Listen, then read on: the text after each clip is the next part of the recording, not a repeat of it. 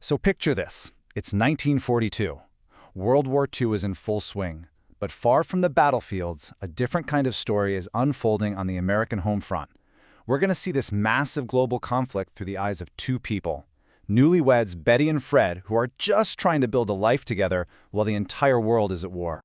And this quote from Fred, it just nails it. They've been married for less than 2 months, and they're not just learning how to be a couple. They're learning how to exist in a world that is being completely reshaped day by day.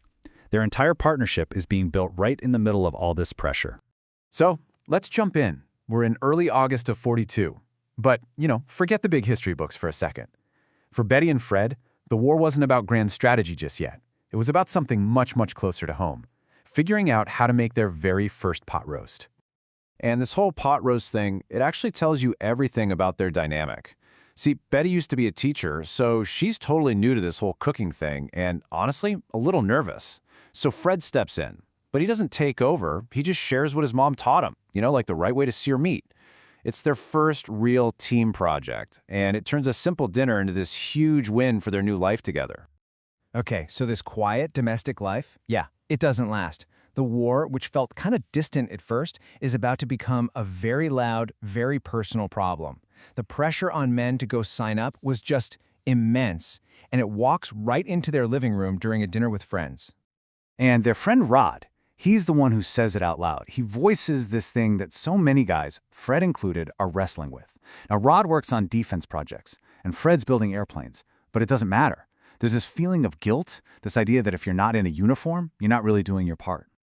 So here you have it, the two sides of a debate that was happening at dinner tables all across America. On one side, you've got Rod and Fred, who feel like real duty means putting on a uniform. But on the other side, their wives, Eleanor and Betty, are pushing back with this powerful idea. Hey, the guys building the planes are just as vital as the guys flying them.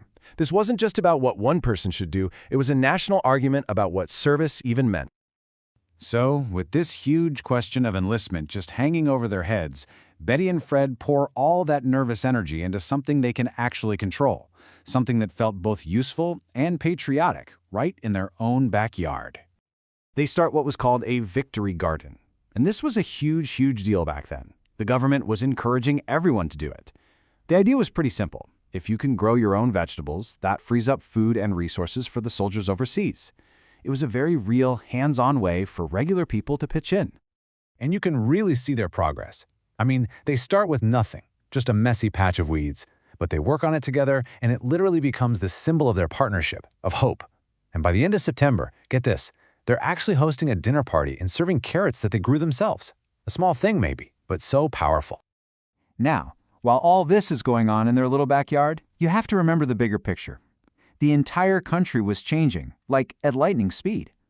The war was basically hitting the fast-forward button on social change, and you could see it everywhere in their daily lives. I mean, the shifts were just massive.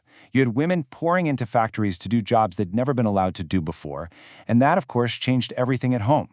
Meanwhile, the demand for war materials was just insane. President Roosevelt wanted 60,000 planes a year.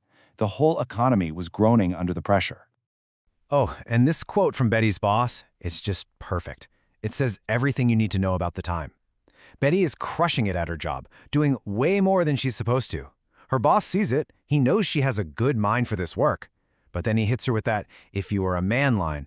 It's like you can literally see society trying to change, but those old prejudices were still holding on tight.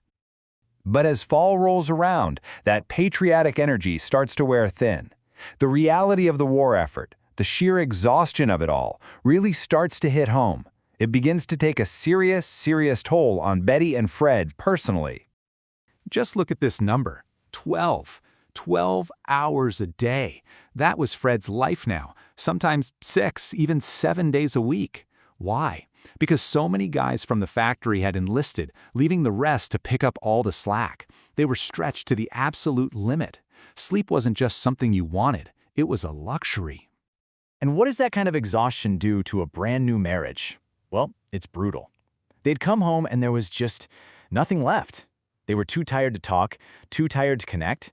The war wasn't some far-off thing anymore. It was right there in their house, pushing them apart. And this is where Fred says something that's just so real, so honest. He admits it. This isn't what he dreamed of for their first few months together. But right in the next breath, he's like, but it's what we have. We'll get through it. It's not some grand, heroic speech. It's just quiet strength, a promise to each other that they're strong enough to survive this. And that really brings us to the core question here, a question an entire generation had to answer. When you're being told your country needs you on the battlefield and in the factory, how on earth do you choose? Betty and Fred's story shows us there were no easy answers. It was this constant, painful calculation, figuring out what kind of service was most important, and knowing that no matter what you chose, something and someone would have to be sacrificed. It's a reminder that wars aren't just fought out there. They're lived right here, in our homes and in the quiet spaces between people just trying to hold on.